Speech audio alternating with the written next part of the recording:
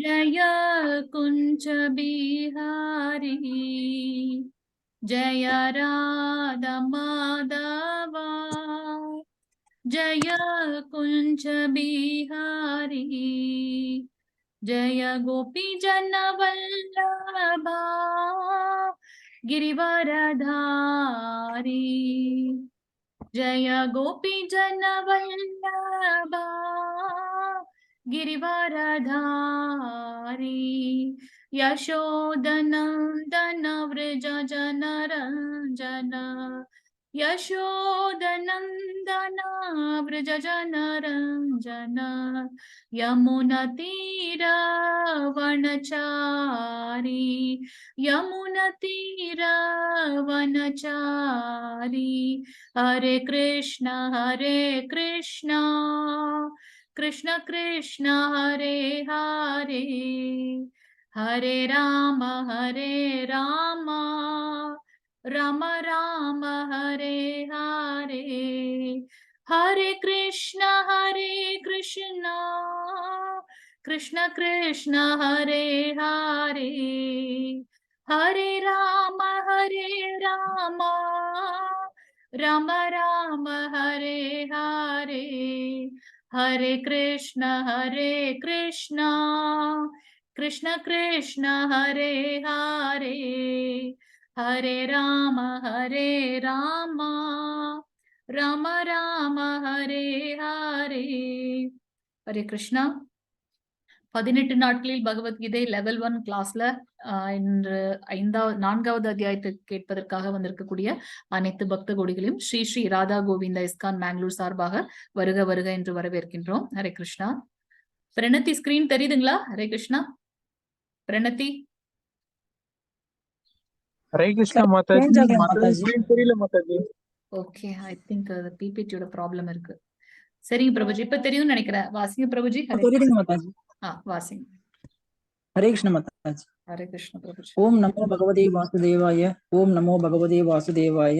ओम नमो भगवते वासुदेवाय. ओम अज्ञान तिमिरान्धस्य ज्ञानाञ्जन शलाकय चक्षुरुन्मीलितं येन तस्मै श्री गुरुवे नमः. श्री चैतन्य मनोभीष्टं स्थापितं येन भूतले स्वयं रूपः कदा मह्यं तदादि स्वपदान्तिकं वन्देऽहं श्री गुरोः श्री युगपदकमलं श्री गुरून् वैष्णवांश श्री रूपं साग्रजातं सहगण रघुनाथान्वितं तम सजीवं सात्वदैतं सावधूतं परिजन सहितं कृष्ण चैतन्य देवं श्री राधा कृष्ण परिजन सहगण ललिता श्री विशाखान्वितं च हे कृष्ण करुणा सिंधु दीनबंधु जगद्पदे गोवेश गोपिका कांता राधा कांता नमोस्तुते. सप्त कांचन कौरांगी राधा वृंदेवनेश्वरी वृषभानु सुदे देवी परणमामि हरिप्रिये वाञ्छा कल्पतरुक्ष कृपा सिन्धुभ्य एव स पतितानां पावनोप्य वैष्णवभ्यो नमो नमः.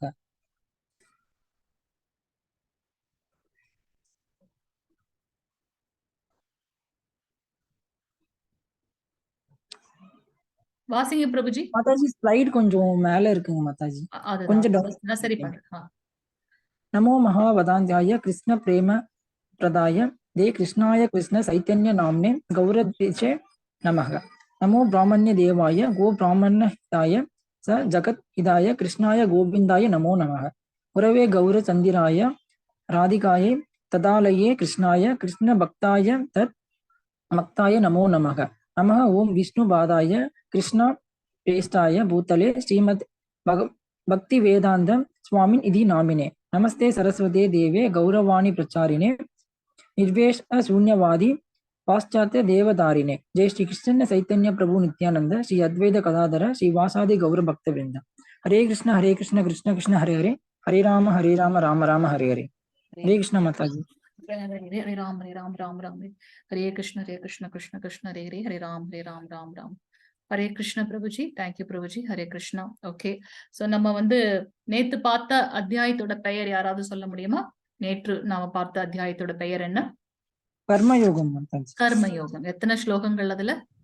43 ஸ்லோகங்கள் இல்லையா? சோ நேத்து கர்மயோகத்துல அர்ஜுனர் திருப்பி கேள்வி கேட்கிறார்.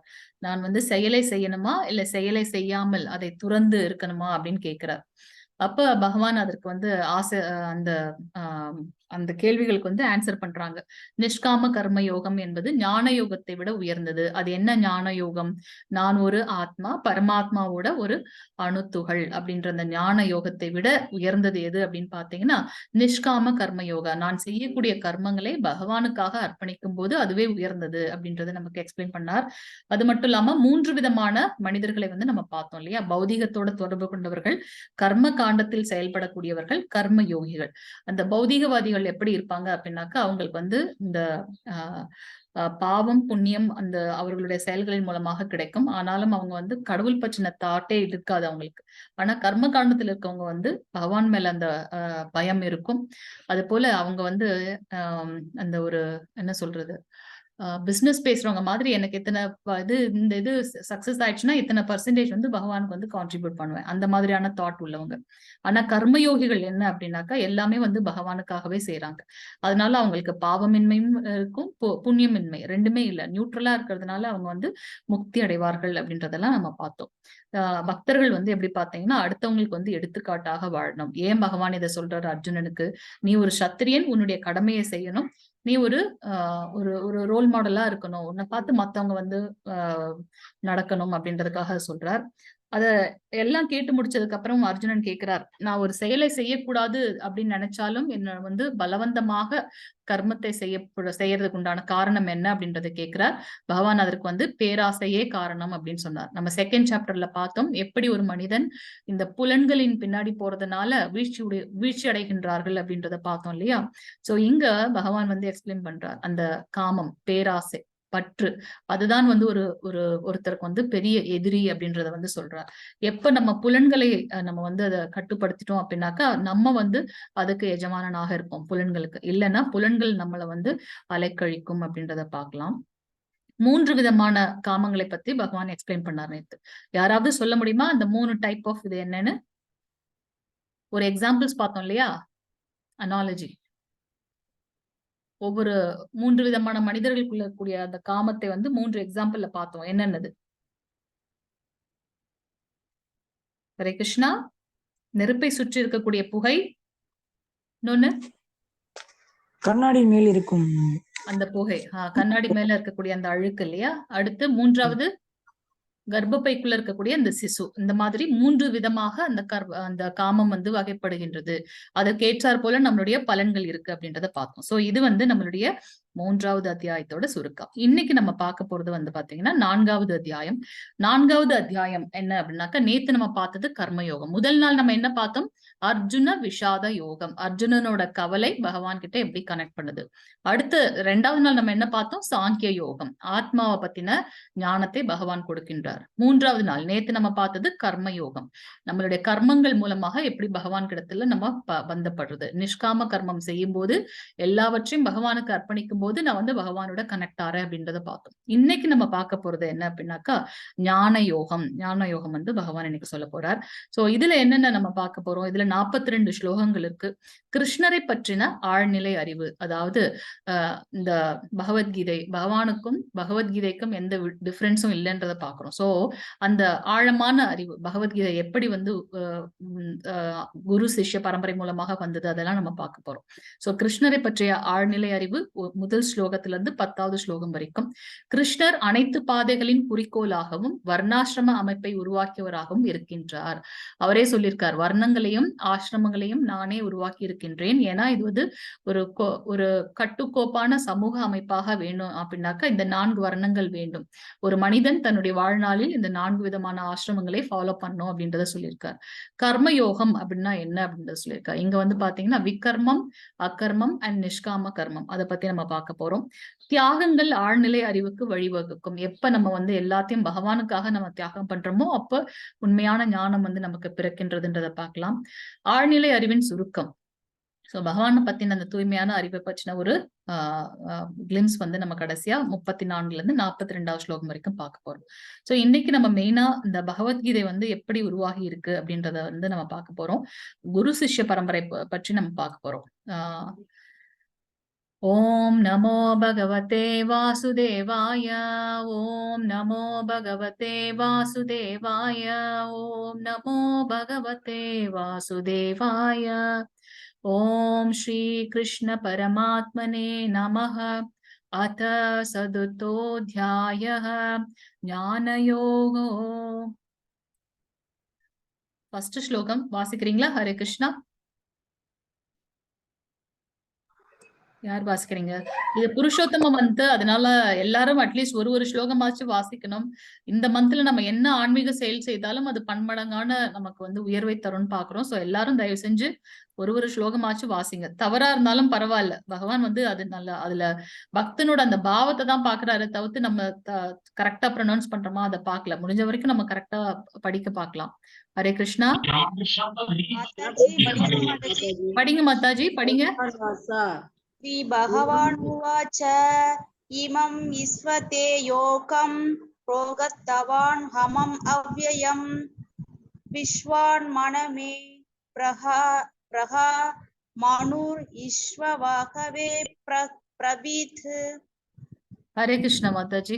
விவஸ்வான், சோ புருஷோத்தமரான முழுமுதற் கடவுள் ஸ்ரீ கிருஷ்ணர் கூறினார், அழிவற்ற இந்த யோக விஞ்ஞானத்தை, இந்த யோக விஞ்ஞானத்தை, ஞானம் என்பது ஆத்மாவை பற்றி அறிந்து கொள்வது, விஞ்ஞானம் என்பது ஆத்மாவையும் பரமாத்மாவை பற்றியும் அறிந்து கொள்வது. சோ அழிவற்ற இந்த யோக விஞ்ஞானத்தை நான் சூரிய தேவனான விவஸ்வானுக்கு உபதேசித்தேன். விவஸ்வான் மனித குல தந்தையான மனுவுக்கும் மனு இஷ்வாகு மன்னனுக்கும் இதனை முறையே உபதேசித்தனர். இங்க வந்து பாத்தீங்கன்னா யோக விஞ்ஞானம், ஆத்மாவையும் பரமாத்மாவையும் எப்படி ஆத்மா பரமாத்மா கிட்ட கட்டுப்பட்டிருக்குன்றத பத்தின அந்த விஞ்ஞானத்தை பகவான் சூரிய தேவனான விவஸ்வான், நம்ம நினைச்சிட்டு இருக்கோம் ஓகே இதெல்லாம் வந்து ஒரு டெமிகாட்ஸ்லாம், அதெல்லாம் வந்து ஒரு போஸ்ட். சூரியன், சந்திரன், பிரம்மா, அதெல்லாம் ஒரு போஸ்ட். எப்போ ஒரு 100 பிறப்புகளுக்கு மேல நம்ம வந்து நம்மளுடைய கடமைகளை தவறாது கரெக்டா பண்றோமோ அப்ப நம்ம வந்து பிரம்மண தேவரா கூட நமக்கு அந்த போஸ்ட் கிடைக்கும் அப்படின்றத நம்ம பார்க்கலாம். இதெல்லாம் பாகவதம் படிக்கும்போது நமக்கு அந்த ஞானம் கிடைக்கும். சோ இங்க பாத்தீங்கன்னா இந்த அழிவற்ற யோக விஞ்ஞானத்தை பகவான் சூரிய தேவனான விவஸ்வானுக்கு கொடுக்கின்றார், உபதேசிக்கிறார். அந்த ஞானத்தை விவஸ்வான் மனிதகுல தந்தையான மனு, நமக்கு வந்து பாத்தீங்கன்னா ஃபர்ஸ்ட் அந்த சத்தியவர்தன் அப்படின்ற ஒரு மனு, அவர் அந்த அரசன் வரார், அவர்கிட்ட இருந்துதான் வந்து மனித சமுதாயமே வந்து சிருஷ்டிக்கப்படுகின்றதுன்னு பாக்குறோம். சோ விவஸ்வான் என்ன பண்றாருன்னா அந்த மனித குலத்திற்கு உண்டான முதல் இது மனுவிற்கும், அந்த மனு வந்து இஷ்வாகு மன்னனுக்கும் இதனை முறையே உபதேசித்தனர். எதற்காக மன்னர்களுக்கு வந்து இது சொன்னாங்கன்னா, அப்பதான் வந்து அவங்க தர்மத்தின் வழியில் அவங்க வந்து நம்ம ஞானத்தை வந்து அடுத்தவங்களுக்கு கொடுப்பாங்க, அதன் மூலமாக ஆட்சி செய்வார்கள் அப்படின்றதுனால அந்த ஞானத்தை வந்து அவர் கொடுத்தார் அப்படின்றத பார்க்கலாம். சோ இரண்டாவது ஸ்லோகம் மாதாஜி பிரபுஜி வாசிங்க. இரண்டாவது ஸ்லோகம். ஹரே கிருஷ்ணா மாதாஜி. மாதாஜி ஒரு சின்ன இன்ஸ்ட்ரக்ஷன் மட்டும் டிவோட்டிஸ்க்கு வந்து உங்க அனுமதியுடன் சொல்லிக்கலாம். சொல்லுங்க பிரபுஜி. ஹரே கிருஷ்ணா. ஹரே கிருஷ்ணா டிவோட்டிஸ், நீங்க எல்லாரும் கிறிஸ்துக்கு வந்து ரிஜிஸ்டர் பண்ணிருப்பீங்கன்னு நம்புறேன். எல்லாரும் அட்டன் பண்ணிட்டு இருக்கீங்கன்னு நினைக்கிறேன். அப்படி கிறிஸ்துக்கு வந்து யாருமே ரிஜிஸ்டர் பண்ணல, வினாடி வந்து ரிஜிஸ்டர் பண்ணல அப்படின்னா எண்ட் ஆஃப் த கிளாஸ்ல வந்து டவுட் இருந்துச்சுன்னா எனக்கு நீங்க சொல்லலாம், நான் உங்களுக்கு கிளியர் பண்றேன். நெக்ஸ்ட் வந்து என்ன அப்படின்னா, சேட் பாக்ஸ்ல நான் அட்டண்டன்ஸ் லிங்க் ஷேர் பண்ணியிருக்கேன். அதுல போய்கிட்டு உங்களுடைய மொபைல் நம்பர், அதுக்கப்புறம் உங்களோட நேம், அதுக்கப்புறம் மெயில் ஐடி கேட்கும். அதுக்கப்புறம் என்ன டீச்சர் உங்களுக்கு எடுக்காங்க அப்படின்ட்டு அவங்களோட நேமும் கேட்கும். அது மட்டும் நீங்க கொடுத்து உங்களோட அட்டண்டன்ஸை வந்து நீங்க மார்க் பண்ணிடணும். சப்போஸ் உங்களுக்கு அட்டண்டன்ஸ் மார்க் பண்ண தெரியல அப்படின்னா வாட்ஸ்அப் குரூப்ல என்னோட நேம் நம்பர் இருக்கு, அதுல உங்களோட நேம் மட்டும் டைப் பண்ணி எனக்கு சென்ட் பண்ணீங்கன்னா நான் அட்டண்டன்ஸ் மார்க் பண்ணிடுறேன். மூணாவது என்ன அப்படின்னா, உங்களுடைய நேம் வந்து கொஞ்சம் சேஞ்ச் பண்ணுங்க. பார்ட்டிசிபென்ட்ஸ்ல உங்களுடைய நிறைய பேர் வந்து உங்களுடைய மொபைல் நேம் அதுக்கப்புறம் லேப்டாப் நேம்ல வந்து ஜாயின் பண்ணிருக்கீங்க. அப்படி இருக்கும்போது நான் அட்டண்டன்ஸ் மார்க் பண்றது வந்து கொஞ்சம் கஷ்டமா இருக்கும். ஸோ அதனால உங்களுடைய நேம் வந்து சேஞ்ச் பண்ணிருங்க. ஓகே மாதாஜி. ஹரே கிருஷ்ணா மாதாஜி. ஹரே கிருஷ்ணா பிரபுஜி. ஹரே கிருஷ்ணா. செகண்ட் ஸ்லோகம் வாசிக்கிறீங்களா யாராவது? ஹரே கிருஷ்ணா. ஏவம் பரம்பரா பராப்தம் இமம் ராஜஸ்யோ விது சகாலேஹ மகாதா योगो नष्ट प्रबंध। हरे कृष्ण माता ஹரே जी। கிருஷ்ண மாதாஜி.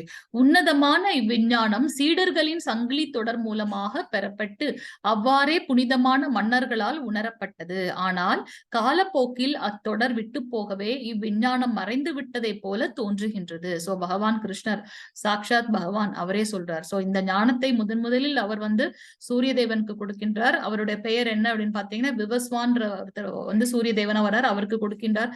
அந்த ஞானத்தை அவர் மனித குலத்தோட தந்தையாக இருந்த மனு இஷ்வாகுக்கு கொடுக்கிறார் இந்த ஞானத்தை. இப்ப அவர் என்ன சொல்றாருன்னா, சோ இது பாத்தீங்கன்னா ஒரு குரு சிஷ்ய பரம்பரை மூலமாக இந்த விஞ்ஞானம் சங்கிலி தொடர் மூலமாக வந்துட்டே இருக்கு. ஆனா ஒரு காலப்போக்குல போக போக என்ன ஆகுதுன்னாக்கா அந்த தொடர் விட்டு போறதுனால இந்த ஞானம் மறைந்து விட்டதை போல தோன்றுகின்றது.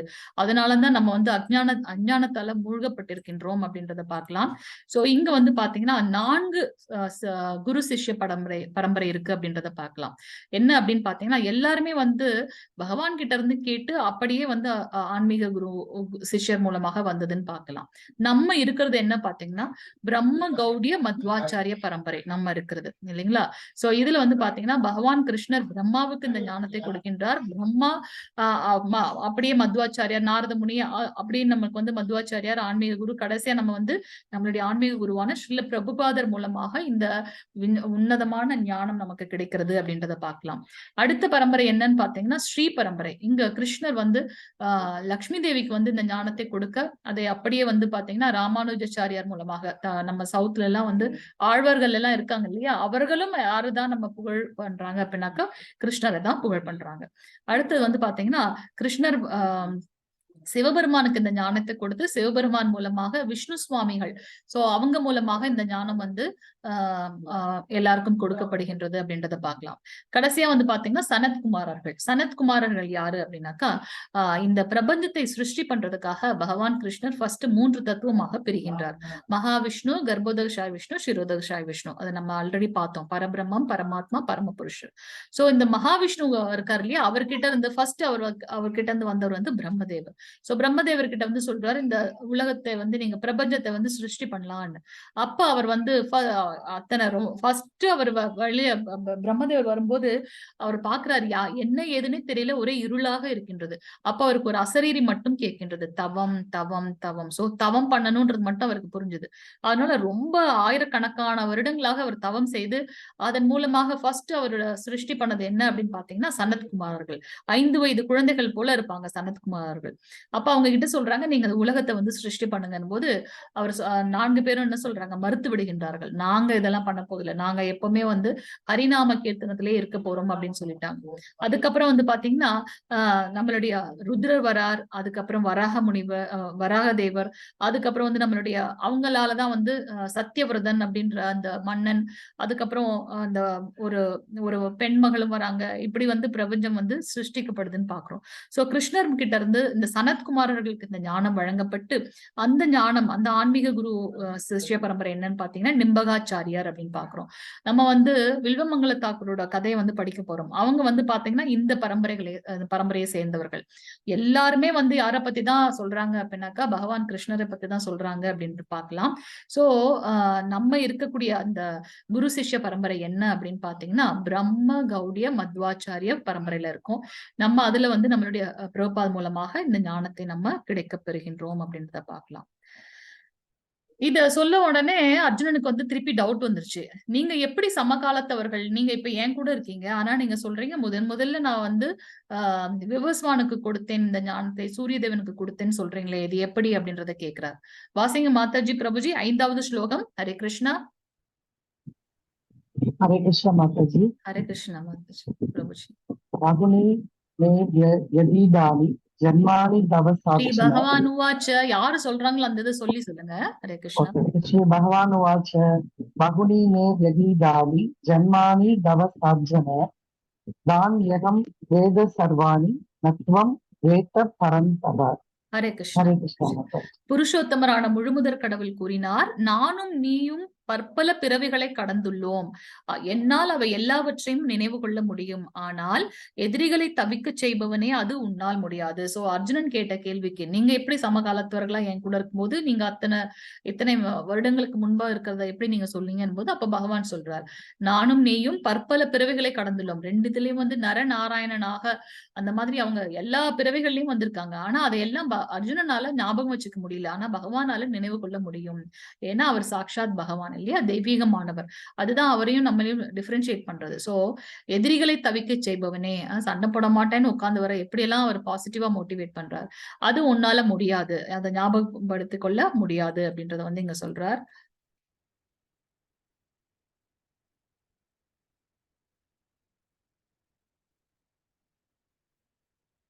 இது நிறைய அந்த பிரம்மாவோட நாட்கள் அந்த இதெல்லாம் நிறைய வந்துட்டே இருக்கும். 4 வித யுகங்கள் இருக்கு. சத்தியயுகம், திரேதாயுகம், துவாபர யுகம், கலியுகம். இந்த சத்தியயுகத்துல வந்து ரொம்ப டிவைனா இருப்பாங்க எல்லாருமே, ரொம்ப தெய்வீகமாக இருப்பாங்க.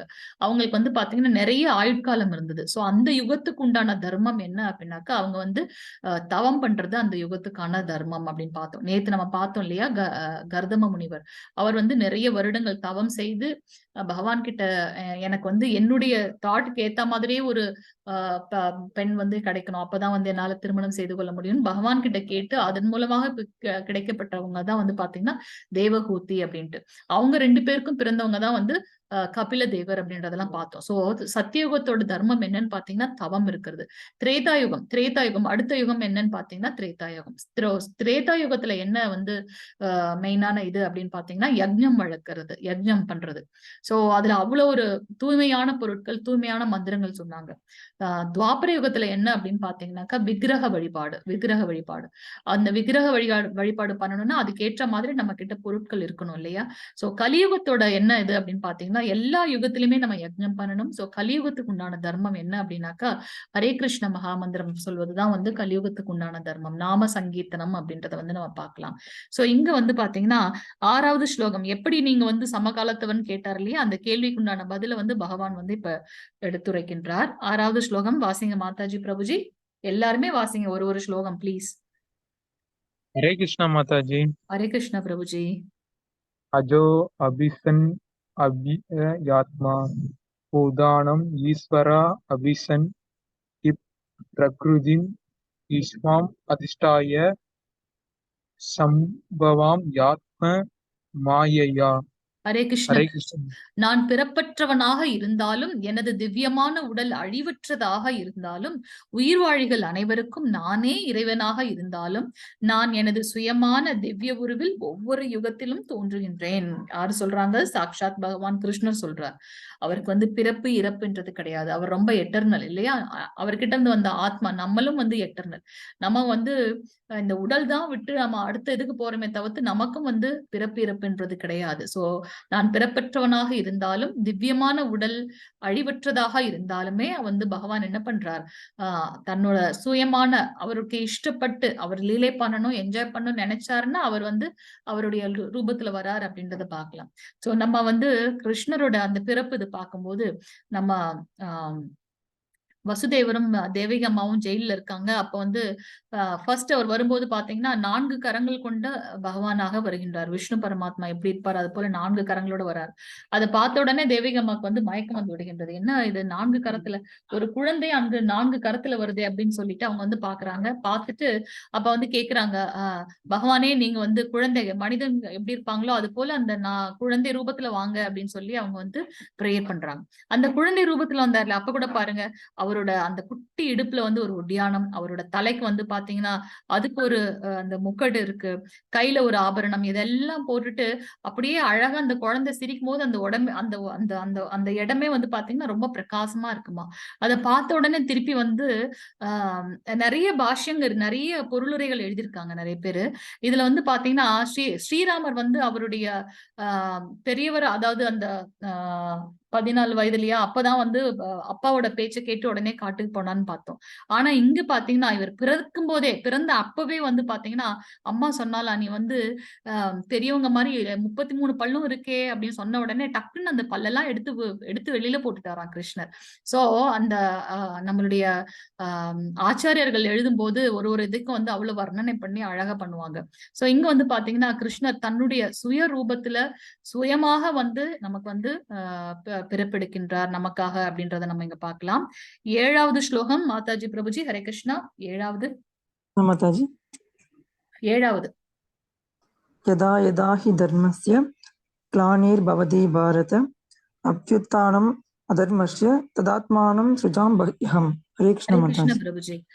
இப்ப வந்து கிருஷ்ணர் எப்போது தோன்றுகின்றார் அப்படின்றத சொல்றாரு. எப்போதெல்லாம் இது ரொம்ப ரொம்ப ஃபேமஸான ஒரு இது இல்லையா? யதா யதா ஹி தர்மஸ்ய கிளானிர் பவதி பாரத அபியுத்தானம் அதர்மஸ்ய ததாத்மானம் சுஜாம்யகம். எப்போதெல்லாம் எங்கெல்லாம் தர்மம் சீர்குலைந்து அதர்மம் ஆதிக்கம் செலுத்துகின்றதோ பரதகுல தோன்றலே அப்போதெல்லாம் நான் தோன்றுகின்றேன். அவருடைய வராக அவதாரம் அந்த அந்த பூமியை கொண்டு போய் மறைச்சு வச்சிடுவாங்க. அதனால வந்து பகவான் வராக அவதாரமாக வந்தார். மச்ச அவதாரம் பக்தனை காப்பாற்றுவதற்காக. சத்தியவிரதன் ரொம்ப உண்மையாக இருக்கின்றான். பகவானுக்கு எல்லா கைங்கரியமும் பண்றாரு. ரொம்ப ஸ்ரத்தையா வந்து அவருடைய பூஜை எல்லாம் பண்றாரு. அதுவும் இல்லாம இந்த உலகம் பிரபஞ்சம் வந்து முடிந்து அடுத்தது ஸ்டார்ட் ஆக போறது இல்லையா? சோ அதனால அவர் வந்து மச்ச அவதாரம் எடுத்துக்கொண்டார். அது மட்டும் இல்ல, அந்த சோமுகாசுரன் என்ன பண்றாரு, ஹயக்ரீவன் என்ற அசுரன் இந்த வேதங்களை எல்லாம் கொண்டு போய் ஒளிச்சு வச்சுட்டான். வேதங்கள் இருந்தாதானே அந்த சிருஷ்டி பண்ண முடியும் பிரம்மாவால. சோ எப்பெல்லாம் வந்து தர்மம் சீர்குலைந்து அதர்மம் ஆதிக்கம் செலுத்துகின்றதோ அப்பெல்லாம் வந்து பகவான் தோன்றுறார் அப்படின்றத பார்க்கலாம். சோ இங்க பாத்தீங்கன்னா இந்த பிக்சர்ல பாத்தீங்கன்னா நம்மளுடைய தேவகி அம்மா அவருடைய அவங்களுடைய அண்ணன் கம்சன், இங்க பாத்தீங்கன்னா வசுதேவர் ஜஸ்ட் திருமணம் முடிந்து அவர் வந்து அப்பதான் அங்க இருந்து கிளம்புறாங்க.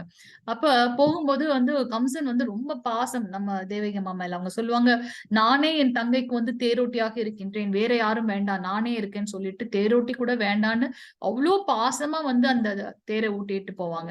அப்ப பாத்தீங்கன்னா ஒரு அசரீரி கேக்குது, முட்டாளே, அவளோட வயிற்றுல உன் தங்கையோட வயிற்றுல பிறக்கக்கூடிய 8வது குழந்தைதான் உனக்கு வந்து அந்த குழந்தையின் மூலமாக உனக்கு மரணம் சம்பவிக்கும்ன்ற அந்த அசரீரி கேட்ட அடுத்த நிமிஷம் என்ன பண்றாரு, உடனே கம்சன் அவருடைய வாளை எடுத்து தன்னுடைய தங்கையோட அந்த முடியெல்லாம் பாத்தீங்கன்னா அதை எடுத்து அவங்களை கொலை பண்றதுக்கு போறாரு.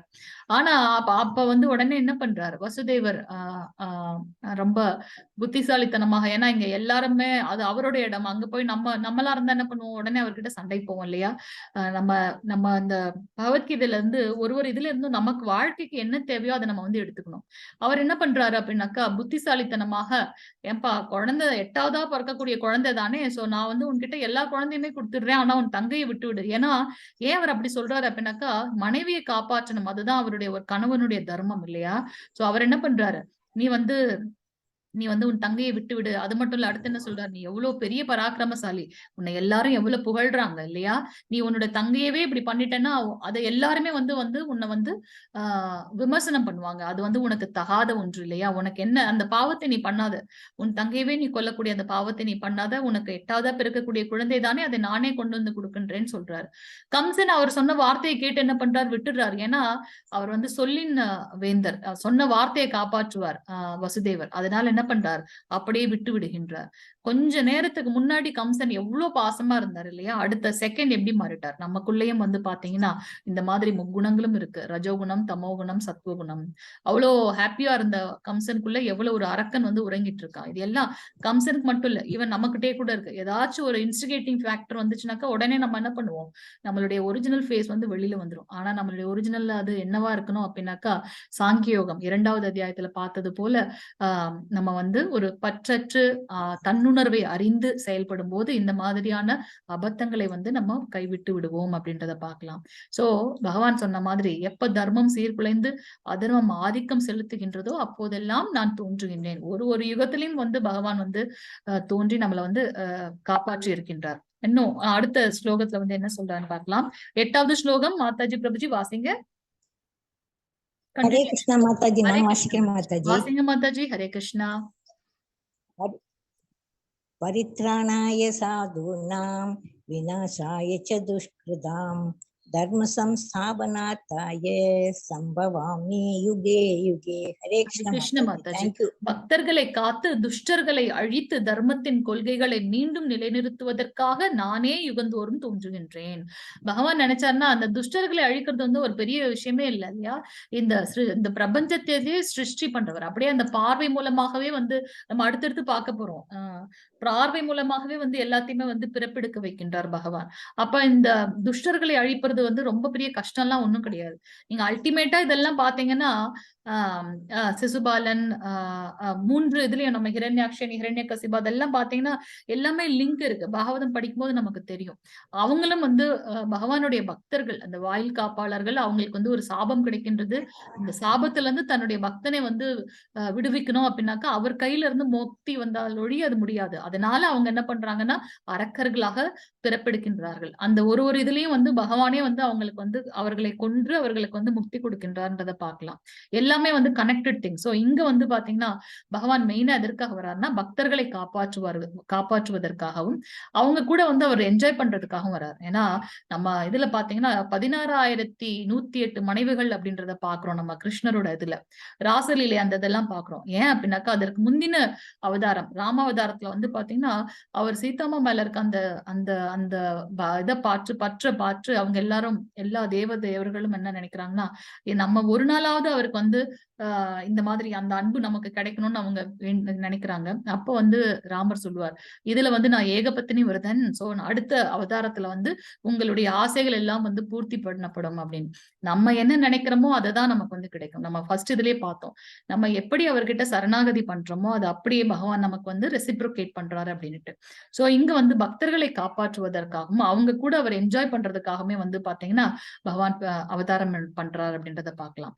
தர்மத்தின் கொள்கைகளை நிலைநிறுத்துவதற்காகவும் பகவான் யுகந்தோறும் தோன்றுகிறார் அப்படின்றத நம்ம இங்க பார்க்கலாம். ஹரே கிருஷ்ணா மாதாஜி பிரபுதி. 9வது ஸ்லோகம்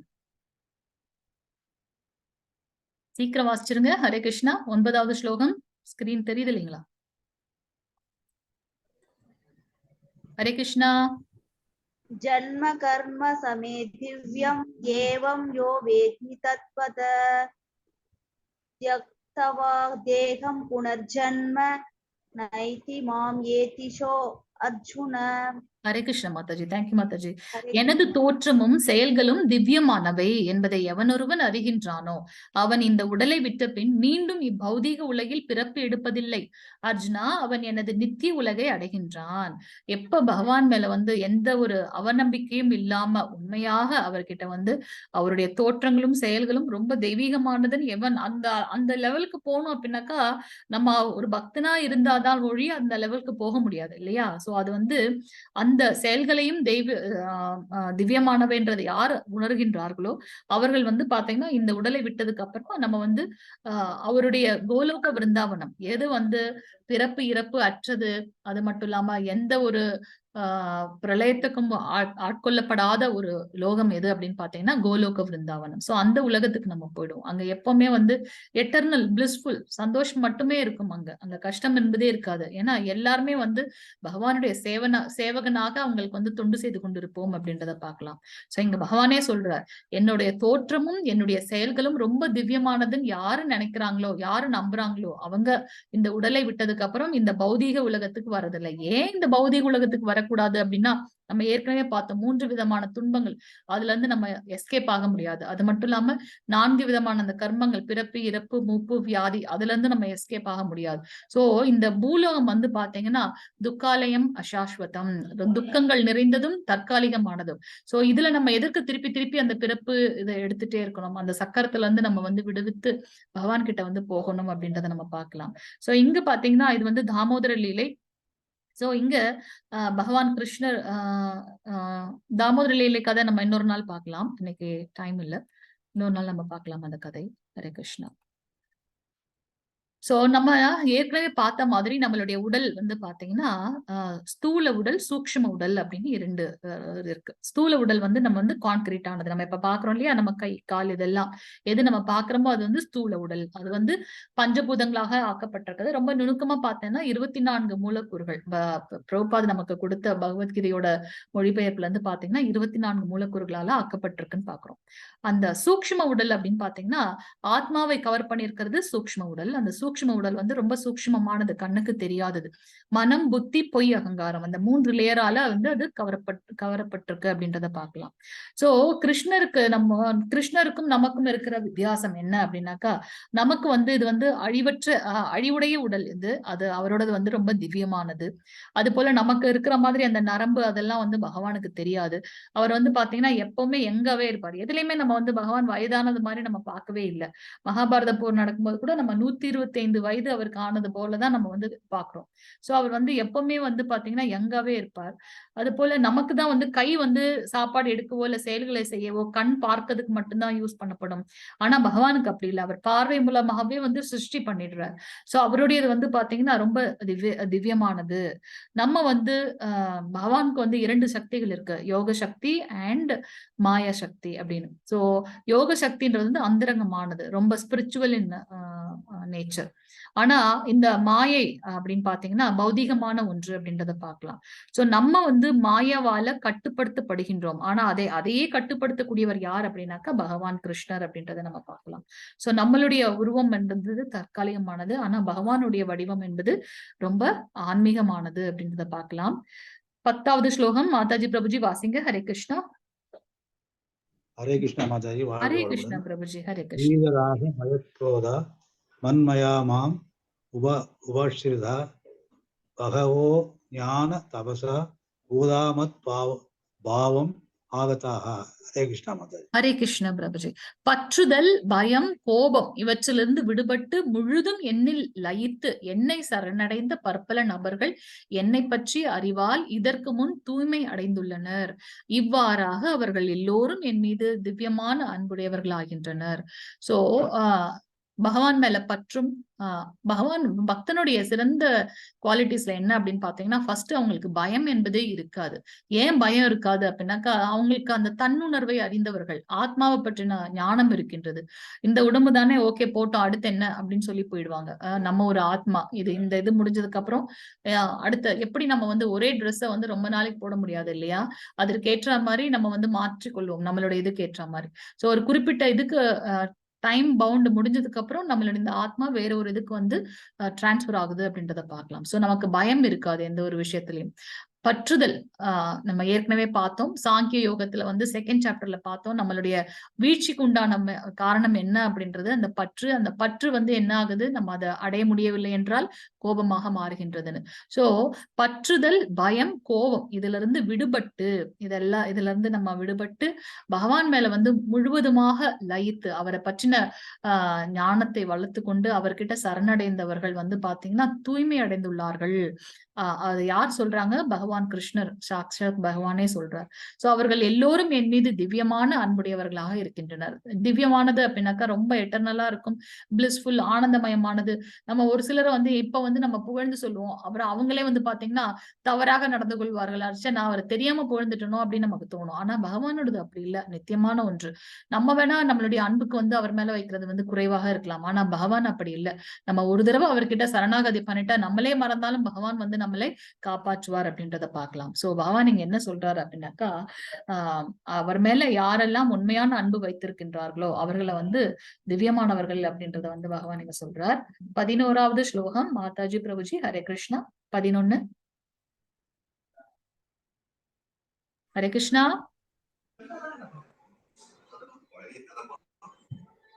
ये यथा मां प्रपद्यन्ते तां तथैव भजाम्यहम् மமவத் மானுவர்த்தந்தே மனுஷ்யா பார்த்த சர்வச. அனைவரும் என்னிடம் எவ்விதம் சரணடைகின்றார்களோ அதற்கு ஏற்றாற்போல் நான் பலன் அளிக்கின்றேன். கிருத்தாவின் மகனே, எல்லா விதத்திலும் அனைவரும் என் வழியை பின்பற்றுகின்றனர். இங்கே பாத்தீங்கன்னா, இங்க பாருங்க, கிருஷ்ணருக்கு பலராமர் வந்து காலமிக்கிட்டு இருக்காரு. கொஞ்ச நேரம் கழிச்சு அடுத்த இதுல நீங்க பாத்தீங்கன்னா பலராமருக்கு கிருஷ்ணர் வந்து அதே பாத சேவை பண்றாரு அப்படின்றத நம்ம பார்க்கலாம். நம்ம எப்படி பகவான் கிட்ட வந்து சரணடைகின்றோமோ அப்படிதான் பகவான் வந்து நம்ம கிட்ட இருக்கின்றார். பூதனாவோட வதம் பார்த்தோம். பூதனா வந்து அரக்கியாகவே இருந்தாலுமே அவருக்கு வந்து தாய் ஸ்தானத்தை கொடுத்து முக்தி அடைந்தாள் அப்படின்றத நம்ம பார்க்கலாம். ஏன் அப்படின்னாக்கா, பகவானுடைய அந்த வாமன அவதாரத்துல நம்மளுடைய பலி சக்கரவர்த்தியோட தங்கையாக இருந்தவங்க தான் வந்து பாத்தீங்கன்னா கிருஷ்ண அவதாரத்துல பூதனாவாக இருந்தாங்க. வாமன் அவதாரத்துல ரொம்ப குட்டி குழந்தையா அவர் வந்து துவார்பிள்ளையா அந்த சின்ன பையன் மாதிரி வருவார். அவரை பார்த்த உடனே நம்ம பலி சக்கரவர்த்தியோட தங்கைக்கு அப்படியே தோணுமா, இது போல என்ன ஒரு அழகான ஒரு குழந்தை, இந்த மாதிரி ஒரு குழந்தை எனக்கு வேணும் அப்படின்ட்டு, இந்த மாதிரி ஒரு குழந்தைக்கு நம்ம வந்து தாயா இருக்கணும் அப்படின்னு அவங்க நினைச்சாங்களாம். அப்ப இப்படி ஜஸ்ட் பாக்குறாரு வாமன தேவர். அப்புறம் வந்து பாத்தீங்கன்னா, எனக்கு 3 அடி மண் வேணும்னு சொல்லிட்டு 3 உலகத்தையும் அளந்துட்டாரு. இன்னொரு கடைசி அடியை நான் எங்க வைத்ததுன்னு கேட்கும்போது பலி சக்கரவர்த்தி தன்னுடைய தலையை கொடுக்கிறார். அப்ப அதை பார்த்த உடனே பூதனாக்கு ரொம்ப கோவம் வந்துடுச்சு. சாரி, அவங்களோட தங்கைக்கு, பலி சக்கரவர்த்தியோட தங்கைக்கு, அட பாவி, நீ வந்து இந்த வேஷம் போட்டு வந்தியா, நீ என்னோட அண்ணனை இப்படி பண்ணிட்டியே, எத்தனை இது எடுத்தாலும் நான் தான் வந்து உன்னை கொல்லுவேன் அப்படின்னு அவங்களுடைய அந்த பாசம் வந்து என்ன ஆயிடுச்சு அப்படின்னாக்கா கோபமாக மாறிவிட்டது.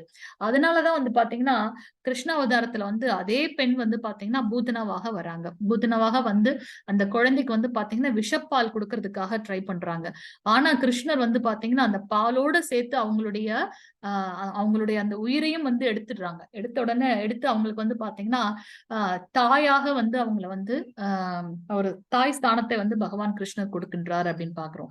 சோ நம்ம எப்படி அவர்கிட்ட அவங்க அந்த ஒரு செகண்ட் நினைச்சாங்க இல்லையா, இந்த மாதிரி ஒரு குழந்தை எனக்கு வேணும், இந்த குழந்தைக்கு நான் தாயாகணும், அதோட எஃபெக்ட் என்னன்னு பாத்தீங்கன்னா அதே சமயத்துல அவங்கதான் நினைச்சாங்க நான் அதை உன்னை கொல்லாம விட மாட்டேன். சோ ரெண்டுத்தையுமே வந்து அவர் சாட்டிஸ்ஃபை பண்றாரு. பகவான் வந்து பாரபட்சம் மற்றவர். அவருக்கு வந்து பார்ஷியாலிட்டி இவங்க அவங்க எல்லாம் கிடையாது, எல்லாரையும் ஒரே மாதிரி பார்ப்பார். சோ நம்ம எப்படி அவர்கிட்ட சரணடைகின்றோமோ அதே போல அவர் வந்து நம்ம கிட்ட ரெசிப்ரோகேட் பண்றாருன்றத பார்க்கலாம். கம்சனும் வந்து பாத்தீங்கன்னா 24 மணி நேரமும் வந்து கிருஷ்ணரையே நினைச்சிட்டு இருந்தார். அதனால அவருக்கும் வந்து முக்தி கிடைத்தது அப்படின்றத பார்க்கலாம். அவன் தவறாக நினைத்தாலுமே வந்து கிருஷ்ணனை கொல்லணும்னு நினைச்சாலுமே பகவானை பத்தினே நினைச்சிட்டு இருந்தனால அவருக்கும் வந்து முக்தி கிடைத்தது அப்படின்றத பார்க்கலாம். சோ இதுல இருந்து பகவான் கிருஷ்ணரே என்ன சொல்றார், என்கிட்ட நீங்க எப்படி சரணடைகிறீர்களோ அதே போலவே வந்து நான் வந்து ரெசிப்ரோகேட் பண்றேன் அப்படின்றத சொல்றார். 12வது ஸ்லோகம் மாதாஜி பிரபுஜி வாசிங்க. ஹரே கிருஷ்ணா. ஹரே கிருஷ்ணா மாதாஜி. ஹரே கிருஷ்ணா மாதாஜி. காங்க்ஷந்த கர்மாம் சித்தம் யஜந்த இஹ தேவதா க்ஷிப்ரம் ஹி மானுஷே லோகே சித்தர் பவதி கர்மஜா. ஹரே கிருஷ்ண பிரபுஜி. பலன் தரும் செயல்களில் வெற்றி விரும்பும் இவ்வுலக மனிதர்கள் தேவர்களை வழிபடுகின்றனர். இவ்வுலகில் இத்தகு செயல்களுக்கு விரைவில் பலன்கள் கிடைப்பது உண்மையே. சோ பகவான் தான் வந்து டெமிகாட்ஸ் வந்திருக்காரு. சூரிய தேவன், சந்திர தேவன், அவங்கவுங்க வேலையை பண்ணுங்க. அவங்க எல்லாரையும் வந்து கட்டுப்படுத்துபவர் யார் அப்படின்னு பாத்தீங்கன்னா சாக்ஷாத் பகவான் கிருஷ்ணர் அப்படின்றத பாக்கலாம். இப்ப ஒரு செடிக்கு வந்து தண்ணி ஊத்தணும் அப்படின்னாக்கா அந்த செடியோட வேர்ல தான் நம்ம தண்ணி ஊத்துவோம் இல்லையா. சோ நம்மளுடைய இந்த உடல்ல வந்து இந்த கை கால் எல்லாமே இருக்கு, வயிறு எல்லாமே இருக்குன்னா இதுக்கு சாப்பாடு வேணும்னா நம்ம எங்க கண்ணுல போய் சாப்பாடு வைக்க முடியுமா? வாய் வழியாதான் அந்த சாப்பாடு உள்ள போகணும் இல்லையா. சோ அது போல நம்மளுடைய உண்மையான பக்தி வந்து பகவான் மேல இருக்கணும். ஆனா நம்மளுடைய இந்த ஜட உலகில இருக்கவங்க அந்த ஞானம் இல்லாதனால என்ன பண்றாங்க, எது ஷார்ட்கட் அப்படின்னு பார்த்துட்டு பலன்களை தரக்கூடிய செயல்கள் யாரு எந்த தெய்வம் கொடுக்குமோ உடனே அந்த தெய்வத்தை வழிபடுகின்றார்கள். இதுல அது மூலமாக பலன்களை கொடுக்க செய்வதும் பகவான் கிருஷ்ணரே. ஏன்னா என் குழந்தை கேக்குது வேற ஒரு ரூபமா, அவங்க மூலமாகவே அந்த பலன்களை கொடுத்து வைக்கிறார் அப்படின்றத நம்ம இங்க பார்க்கலாம். 13வது ஸ்லோகம் மாதாஜி பிரபுஜி வாசிங்க. மாதாஜி. ஹரே கிருஷ்ணா. ஹரே கிருஷ்ண மாதாஜி. ஹரே கிருஷ்ண பிரபுஜி. 13வது சாதுர்வண்யம் மயா குணகர்ம விபாகஷः தஸ்ய கர்த்தாரம் அபிமாம் வித் ஜகர்த்தாரம் அவ்யயம். ஹரே கிருஷ்ண மாதாஜி. சோ 3 வித இயற்கை குணங்களுக்கும் அவற்றின் செயல்களுக்கும் ஏற்ப மனித சமூகத்தின் 4 வகை பிரிவுகள் என்னால் ஏற்படுத்தப்பட்டன. இது ரொம்ப கவனமா நம்ம பார்க்கணும். பிறப்பின் அடிப்படையில் அல்ல. 3 வித இயற்கை குணங்கள். அது என்ன இயற்கை? நேச்சுரலாவே நமக்கு இருக்கிறது. அது என்ன? அது 3 விதமான இயற்கை குணங்கள். சத்வகுணம், ரஜோகுணம், தமோகுணம். சத்வகுணம் நன்மை பயக்கக்கூடிய ஒரு குணம். எல்லார்கிட்டையும் வந்து ரொம்ப நல்லவங்களாக இருக்கிறது. பகவானை பத்தி தெரிந்து கொண்டு அந்த அந்த ஆத்ம ஞானத்தை அறிந்து கொண்டு பகவான் கிட்ட எப்படி போறது, ஆன்மீக பாதையில முன்னேறது எப்படி, அதையெல்லாம் செய்யறது வந்து பாத்தீங்கன்னா சத்வகுணம். ரஜோகுணம் என்பது ஒரு தீவிரமான குணம். எதுலயுமே வந்து சாட்டிஸ்ஃபை ஆகாது. ஓகே இன்னைக்கு நான் இதை முடிச்சுட்டேன், அடுத்து என்ன பண்ணணும், அடுத்த ப்ராஜெக்ட் எடு, ஓகே அதை முடிச்சாச்சு, அதுலயும் சந்தோஷம் இல்லை, ஓகே அடுத்து என்ன, இப்படி போய்கொண்டே இருப்பார்கள். அவர்களுக்கு வந்து பகவானை பத்தின தாட்டே இருக்காது. அது வந்து ரஜோகுணம். தமோகுணம் என்பது என்ன அப்படின்னாக்கா ஒரு அறியாமையிலே இருப்பாங்க. எது உண்மை எது பொய் அதெல்லாமே வந்து டிஃப்ரெண்டா பண்ணிட்டு இருப்பாங்க. அது வந்து தமோகுணத்தில் இருப்பவர்கள். இத பத்தி நம்ம வந்து கடைசி 6 அத்தியாயத்துல இன்னும் விளக்கமாக படிப்போம். இங்க வந்து ஜஸ்ட் ஒரு கோடிட்டு காட்டுகின்றார் பகவான். சோ இந்த 3 குணங்கள், நான் எனக்கு என்ன குணம் இருக்கோ அதற்கு ஏற்றாற் போல என்னுடைய வர்ணங்கள் அமைகின்றது. அது என்ன வர்ணங்கள் அப்படின்னு பாத்தீங்கன்னா பிராமண, சத்ரிய, வைஷ்ய, சூத்ர. பிராமணர் என்னது, சுத்தமாக இருப்பது. சுத்தம், தூய்மை அப்படின்னாக்கா உள்ளும் புறமும், மனதளவிலும் அவங்க வந்து தூய்மையாக இருக்கணும். சோ அவங்க வந்து பாத்தீங்கன்னா பகவானையும் பக்தனையும் கனெக்ட் பண்ணக்கூடிய எல்லா செயல்களுமே ஒரு கருவியாக அவங்க வந்து ஈடுபடுவார்கள். அது வந்து பிராமண வர்ணம். அடுத்தது வந்து பாத்தீங்கன்னா சத்திரிய வர்ணம். சத்திரியர்கள் என்ன செய்யணும் அப்படின்னாக்கா மக்களை வந்து காப்பாற்றணும், தர்மத்தை நிலைநாட்டணும், குலநாசம் இருக்கக்கூடாது, குலத்தை காக்கணும். அதெல்லாம் வந்து பாத்தீங்கன்னா சத்திரிய குணம், சத்திரியர்கள் செய்யக்கூடிய வர்ணம், அந்த வர்ணம். அடுத்தது வந்து பாத்தீங்கன்னா வைஷ்யர்கள் என்ன, வியாபாரமும் வணிகமும் செய்யக்கூடியவர்கள். கண்டமாற்று முறை, அதன் மூலமாக சமூகத்தை வந்து ஒரு சீராக கொண்டு செல்பவர்கள். சூத்ரர்கள் என்ன அப்படின்னு பாத்தீங்கன்னா எல்லா வர்ணத்தவர்களுக்கும் வந்து உதவி செய்பவர்கள் வந்து பாத்தீங்கன்னா சூத்ரர்கள். மற்ற 3 வர்ணத்தவர்களும் சூத்ரர்களை வந்து பாதுகாக்கணும். சூத்ரர்கள் வந்து அடுத்தவர்களுக்கு ஹெல்ப் பண்ணணும். எல்லாருமே வந்து பாத்தீங்கன்னா இந்த 4 வர்ணமே வந்து பகவானுடைய அங்கம். ஏதாவது நமக்கு ஒரு கால் இல்லையோ இல்ல தலையில எதுவும் இல்லைன்னா நம்மளால அந்த உடம்பு வந்து உயிரோட இருக்குமா, அது நல்லபடியா இருக்குமா, இல்ல. எல்லா பாட்டுமே வந்து நமக்கு தேவை இல்லையா. சோ பகவானுடைய ஒவ்வொரு அங்கமும் இதுதான் 4 வர்ணங்கள். அந்த 4மே வந்து பாத்தீங்கன்னா பிறப்பின் அடிப்படையில் இல்லை. 3 வித இயற்கை குணங்களுக்கும் அவற்றின் செயல்களுக்கும் ஏற்ப மனித சமூகத்தின் 4 வகை பிரிவுகள் என்னாலேயே ஏற்படுத்தப்பட்டன பகவான் கிருஷ்ணரால். நம்ம எந்த ஒரு இன்ஸ்டிடியூஷன் எடுத்தாலும் சரி, எஜுகேஷனல் இது எல்லா இடத்துமே பாத்தீங்கன்னா டைரக்டாவோ இல்ல இன்டைரக்டாவோ நம்ம இந்த 4 வர்ணங்களையுமே வந்து நம்ம ஃபாலோ பண்றோம். இந்த இது கண்டிப்பா இருக்கு இல்லையா. அந்த இம்முறையை படைத்தவன் நானேயாகவே இருந்தாலும் மாற்றமற்ற என்னை செயல்களுக்கு அப்பாற்பட்டவனாக அறிந்து கொள். இப்ப வந்து நம்ம ஒரு டிஷ் பண்றோம் அப்படின்னாக்கா, நம்ம ஒரு ரோபோ பண்றோம் அப்படின்னாக்கா, ரோபோக்கு எல்லா ஆர்டிபிஷியல் இன்டெலிஜென்ஸ் எல்லாமே இருக்கு, நம்மளோட அது பெஸ்டா பண்ணுது. அதுக்காக அது நம்மளா மாறிட முடியுமா? இப்ப கம்ப்யூட்டரே வந்து அவ்வளவு பெஸ்டா இருக்கு, எவ்வளவு வேகமா வந்து கால்குலேட் பண்ணுது, எல்லாமே பண்ணுது. அதுக்காக அதான் நம்ம மாற முடியுமா? முடியாது. அது வந்து நம்ம அதை உருவாக்குனதுனால அதை விட உயர்ந்துதான் நம்ம இருக்கோம். அது போல பகவான் எல்லா இதையுமே செய்தாலுமே அவர் அந்த வர்ணங்களுக்கும் ஆசிரமங்களுக்கும் அப்பாற்பட்டவர் அப்படின்றத வந்து நம்ம தெரிந்து கொள்ள வேண்டும். 14வது ஸ்லோகம் பிரபுஜி வாசிங்க. 14. ஹரே கிருஷ்ணா. கர்மாணி லிம்பந்தி நமே கர்மலே ஸ்ருபஹா இதி மாம் யோ விஜானாதி கர்மபீர் நச பத்யதே. ஹரே கிருஷ்ண மாதாஜி. என்னை பாதிக்கும் செயல் என்று எதுவுமே இல்லை, செயல்களின் பலனை நான் விரும்புவதும் இல்லை. என்னை பற்றி உண்மையை அறிபவனும் செயல்களின் விளைவுகளால் பாதிக்கப்பட மாட்டான். எப்ப பகவான், ஏன்னா நம்ம வந்து அந்த தூய்மையான பகவான் கிட்ட இருந்து வந்தவங்கன்றதுனால அவர்கிட்ட என்ன குவாலிட்டிஸ் இருக்கோ அது நம்ம கிட்டயும் இருக்கும். நம்ம கொஞ்சம் கொஞ்சமா அந்த ஆன்மீகத்துல முன்னேறும் போது பாத்தீங்கன்னா பகவான் கிட்ட இருக்க அந்த ஹையஸ்ட் டிவைன் குவாலிட்டிஸ் நம்ம கிட்டயுமே வந்து அது பிரதிபலிக்கும் அப்படின்றத பாக்கலாம். ஏன்னா நம்ம வந்து அவருடைய பார்ட் அண்ட் பார்சல் இல்லையா. சோ அவரை பாதிக்கக்கூடிய செயல்னு எதுவுமே கிடையாது. நம்ம தான் ஏதாவது ஒருத்தங்க பேசாம போயிட்டாலோ இல்ல வந்து நம்ம கேட்டு எதுவும் செய்யாம போயிட்டா உடனே அது நம்மளை வந்து பாதிச்சிடும். நமக்கு வந்து வேற யாருமே வேணாம். நம்ம பார்த்தோம்ல, அதி ஆத்மிக, அதி பௌதிக, அதி தெய்வீக.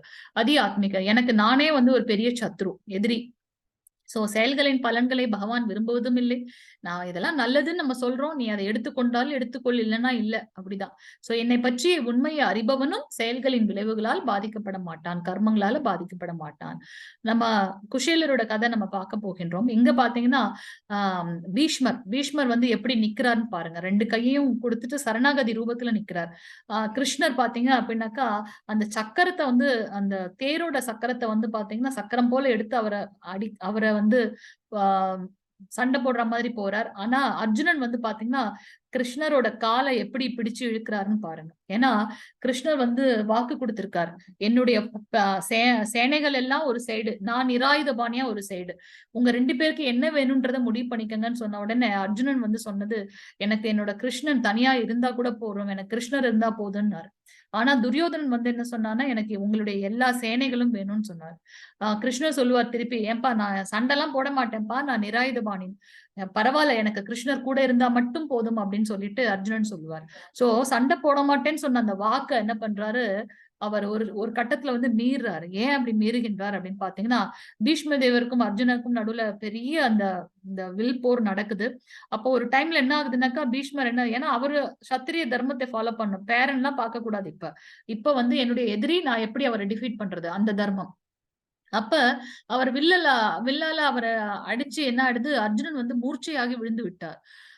கிருஷ்ணர் வந்து தனக்கு ஏதாவது பண்ணா கூட அவர் வந்து பொறுத்துக்குவார். சிசுபாலனுக்கு வந்து 100 தடவை பொறுத்துக்கிட்டார் இல்லையா? ஆனா பக்தன் மூர்ச்சையாய் விழுந்த உடனே அடுத்த நிமிஷம் அவரால தாங்க முடியல. ரொம்ப கோவம் வந்து என்ன பண்றார், அந்த தேரோட அந்த சக்கரத்தை எடுத்துட்டு அவர் அடிக்க வர மாதிரி வர்றார். பீஷ்மருக்கு ஆக்சுவலா வந்து கிருஷ்ணரை இந்த ரூபத்துல பார்க்கணும் அப்படின்ற ஒரு ஆசை. ஏன் அப்படின்னாக்கா, அவர் ஒரு சத்திரியன் இல்லையா? சோ கிருஷ்ணர் எப்படி சண்டை போடாம எப்படி இது இருக்குது, அவரை எப்படியாவது அந்த ரூபத்துல பார்க்கணும்னு அவரோட ஆசை. அந்த ஆசையை நிறைவேற்றுவதற்காக பகவான் இந்த ரூபம் எடுத்தார் அப்படின்றத பார்க்கலாம். பகவான் பாருங்க, பக்தவச்சலன், பக்தன் என்ன நினைக்கிறாரோ அதை வந்து நிறைவேற்றுவதே அவருடைய தலையாய கடமை போல கிருஷ்ணர் வந்து நடந்து கொள்கின்றார் அப்படின்றத நம்ம இங்க பார்க்கலாம் இல்லையா? சோ அதனால பகவான் இங்க என்ன சொல்றாரு அப்படின்னாக்கா, என்னை பாதிக்கக்கூடிய செயல்கள் எதுவுமே இல்லை, எனக்கு பலனை கொடுக்குது அப்படின்றதுக்காக நான் எதையும் விரும்புறதும் கிடையாது. ஆனா இதை பற்றின உண்மையை தெரிந்து கொண்ட பக்தனும் வந்து பாத்தீங்கன்னா அந்த கர்ம பந்தத்திலிருந்து விடுபடுகின்றான் அப்படின்றத நம்ம இங்க பார்க்கலாம். 17வது ஸ்லோகம் மாதாஜி பிரபுஜி, 17வது ஸ்லோகம். ஹரே கிருஷ்ணா மாதாஜி. ஹரே கிருஷ்ண பிரபுஜி.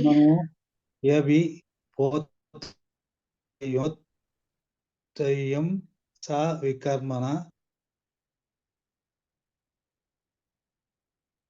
அகர்மனஸ்ச போத்தவ்யம் கஹனா கர்மனோ கதி. செயல்களின் நுணுக்கங்களை உணர்வது மிக கடினம்.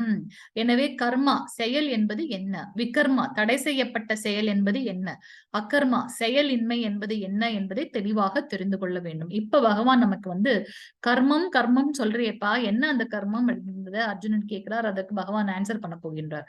நம்ம இப்ப எல்லாம் லெவல் 1ல தான் இருக்கோம். ரொம்ப சுருக்கமாக எது நம்மளுடைய வாழ்க்கைக்கு மெயினா தேவைப்படுதோ, இந்த பகவத்கீதையை புரிந்து கொள்வதற்கு எது வேணுமோ அதை மட்டும் பார்த்துட்டு போறோம். லெவல் 2ல நீங்க அடுத்து ரெஜிஸ்டர் பண்ணுவீங்க அப்படின்னா உங்களுக்கு வந்து ஒரு ஸ்லோகமும் படிக்கும்போது இன்னும் ரொம்ப இன்ட்ரெஸ்டிங்கா நல்லா தெளிவா புரியும். இப்ப 1 hourல நம்ம இத்தனை ஸ்லோகங்கள் படிக்கிறது ரொம்ப கஷ்டம், ஒன்னொன்னத்தையும் அர்த்தத்தோட. அதனால நம்ம ஜஸ்ட் அதோட சுருக்கம் மட்டும் பார்த்துட்டு போறோம். ஏதாவது டவுட்னா நீங்க கடைசியா கேட்கலாம்.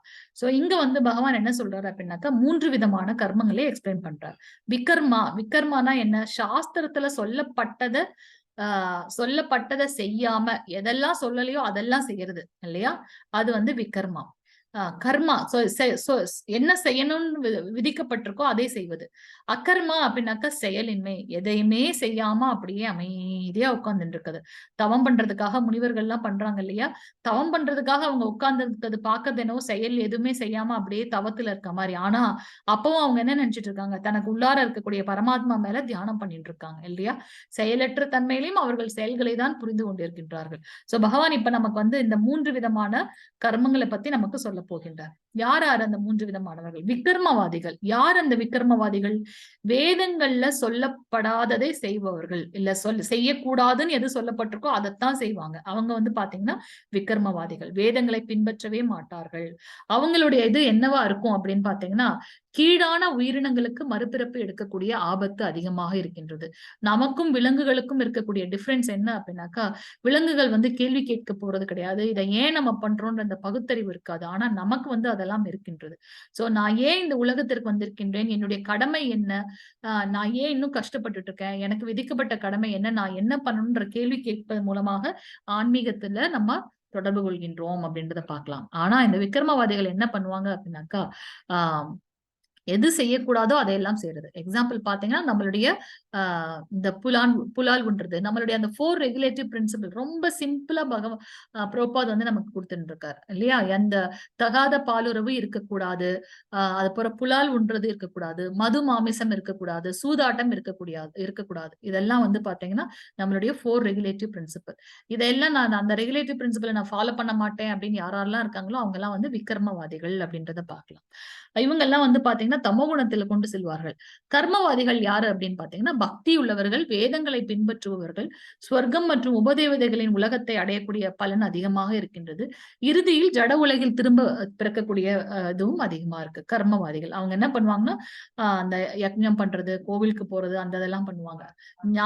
ஞானிகள் என்ன பண்ணுவாங்க அப்படின்னா ஞானத்தின் நிலைக்கு வந்திருப்பவர்கள், ஆத்ம தத்துவம் தனக்கு உள்ளார இருக்கக்கூடிய ஆத்மா பரமாத்மா பற்றி அறிந்து கொள்ள முயல்பவர்கள், இல்ல அறிந்து கொண்டவர்கள், பயன், உலகின் விளைவு மற்றும் மறுபிறப்பின் பொருள் அறிந்தவர்கள், பக்தி சேவைக்கு வருபவர்கள் மிகவும் உயர்ந்தவர்களாக கருதப்படுகின்றார்கள். யாரு?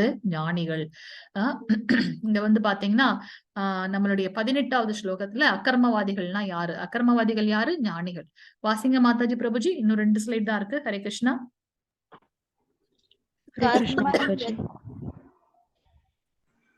வாசிங்க மாதாஜி. கர்மண்ய கர்மய பஸ்யேத் அகர்மணி சகர்மய சபுத்திமான் மனுஷ்யேசி சயுக்த கிருத்ஸ்ன கர்ம கிருத். ஹரே கிருஷ்ண மாதாஜி. கர்மாவில் அக்கர்மாவையும் அக்கர்மாவில் கர்மாவையும் காண்பவனே மனிதரில் அறிவுடையவன் ஆகின்றான். ஏதாவது புரியுதா என்ன அவர் சொல்ல வர்றாருன்னு?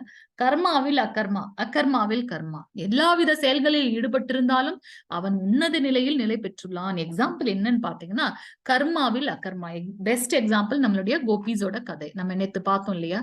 எல்லாருமே வந்து அந்த வெண்ணெய் இது பண்ணும் போதும் சரி, என்ன வீட்டுல பக்ஷணம் பண்ணாலும் இது வந்து கிருஷ்ணனுக்காகன்ற அந்த தாட்டோடையே அவங்க பண்ணுவாங்களாம்.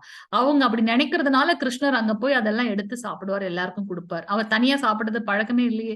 அதை கொடுக்கும்போது பாத்தீங்கன்னா உடனே அவங்க என்ன பண்ணுவாங்க, யசோதமா கிட்ட வந்து சண்டை போடுவாங்க. அதை சொல்லுவாங்க இல்லையா, பிள்ளையும் கிள்ளி விட்டு தொட்டிலும் ஆட்டு விடுறதுன்னு. அந்த மாதிரி நினைக்கிறது அவங்க. அதுக்காக பகவான் வந்தார், ஆனாலும் அவர் போய் என்ன பண்ணுவாங்க, கம்ப்ளைண்ட் பண்ணுவாங்க. சோ அது வந்து பாத்தீங்கன்னா அவங்களுடைய கடமைகள் எல்லாரும் எல்லாத்தையும் விட்டுட்டு அப்படியே கிருஷ்ணரையே பார்த்துட்டு இல்ல, எல்லாரும் அவங்களோட கடமை பண்றாங்க. ஆனா எப்படி பண்றாங்க? இது வந்து பகவானுக்காக. சோ கர்மாவில் அக்கர்மாவையும், செயல்களை செய்து கொண்டே அதில் செயலற்ற தன்மை. இது எனக்காக நான் செய்யறேன், என் குழந்தைக்காக நான் இந்த பக்ஷணம் பண்றேன் அப்படி அவங்க நினைக்கல. நான் இதுல எப்படி கிருஷ்ணனை வந்து சாட்டிஸ்ஃபை பண்ண முடியும்ன்றது நினைச்சாங்க. அதுதான் வந்து பாத்தீங்கன்னா ரொம்ப தூய்மையான பக்தி. கோபிகளோட இது வந்து அதை அண்டர்ஸ்டாண்ட் பண்றதே ரொம்ப கஷ்டம் நமக்கு. சோ கர்மாவில் அக்கர்மா. அடுத்தது அக்கர்மாவில் கர்மாவையும். அது என்ன அக்கர்மாவில் கர்மா? அக்கர்மா யார் பண்றாங்க நம்ம பார்த்தோம், ஞானிகள் இல்லையா? அவங்க ஒரு இதுல வந்து அவ்வளவு ஒரு தியானம் செய்து தனக்கு உள்ளார இருக்கக்கூடிய ஆத்மா பரமாத்மா அந்த அவங்கள வந்து உணர்ந்து கொண்டு அவங்க கிட்ட சரணடையதுக்கு ட்ரை பண்றாங்க. சோ அக்கர்மாவில் கர்மாவையும் காண்பவனே மனிதரில் அறிவுடையவன். அந்த செயலற்ற தன்மையில அவங்க என்ன செயல் செய்யறாங்க அப்படின்னாக்கா பகவானை புரிந்து கொள்ள அவங்க பிரயத்தனம் பண்றாங்க இல்லையா? அதுதான் வந்து அக்கர்மாவில் கர்மா. சோ எல்லாவித செயல்களில் அவர்கள் ஈடுபட்டிருந்தாலும் அவன் உன்னத நிலையில் நிலை பெற்றுள்ளான், மிக உயர்ந்தமான நிலையில் அவங்க நிலை பெற்றிருக்கின்றார்கள் அப்படின்றத பார்க்கலாம். ஓகே, 34வது ஸ்லோகம் மாதாஜி பிரபுஜி வாசிங்க. அப்போ அந்த மாதிரியான இதுக்கு நான் எப்படி அடைய முடியும்ன்றது கேக்குறாரு. அதுக்கு அவர் ஆன்சர் பண்றாரு பகவான். சொல்லுங்க, படிங்க பிரபுஜி.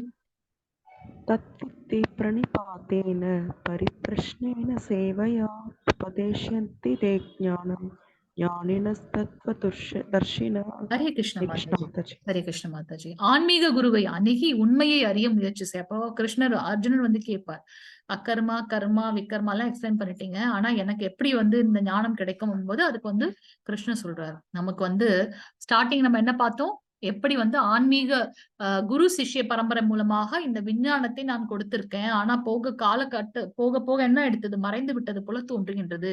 அதனால் நான் உனக்கு திருப்பி இந்த ஞானத்தை கொடுக்கின்றேன் அப்படின்றத வந்து பகவான் சொன்னார் இல்லையா? சோ இப்ப அந்த ஞானத்தை எப்படி அறிந்து கொள்ள முடியும் அப்படின்னு பாத்தீங்கன்னா ஆன்மீக குருவை அணுக வேண்டும். யார் அந்த ஆன்மீக குரு, அவருடைய குவாலிட்டிஸ் என்ன அப்படின்னு பாத்தீங்கன்னா நம்ம வேதங்கள்ல என்ன சொல்லப்பட்டிருக்கோ அதை அப்படியே ஃபாலோ பண்ணி அதே மாதிரியான சேஞ்சஸ் கொண்டு வரவங்க தான் வந்து ஆன்மீக குருன்னு பாக்குறோம். இப்ப நமக்கு வந்து உடம்பு முடியல அப்படின்னாக்கா ஒரு மெடிசன் எடுத்துக்கிறோம். அந்த மெடிசன் எடுத்துக்கிட்டா அந்த மெடிசன் என்னோட நோயை வந்து குணப்படுத்தணும். அப்பதான் அது வந்து சரியான மருந்தை வந்து நான் எடுத்துக்கிறேன்னு அர்த்தம் இல்லையா? ஒண்ணு நான் அந்த மருந்தை சரியா சாப்பிடல, அப்படி இல்லை அப்படின்னாக்கா அந்த மருந்து வந்து செயலற்ற தன்மையில இருக்குன்னு பாக்குறோம். சோ நமக்கு வந்து என்னுடைய பழக்க வழக்கங்கள்லாம் ஒரு மாதிரி இருந்தது.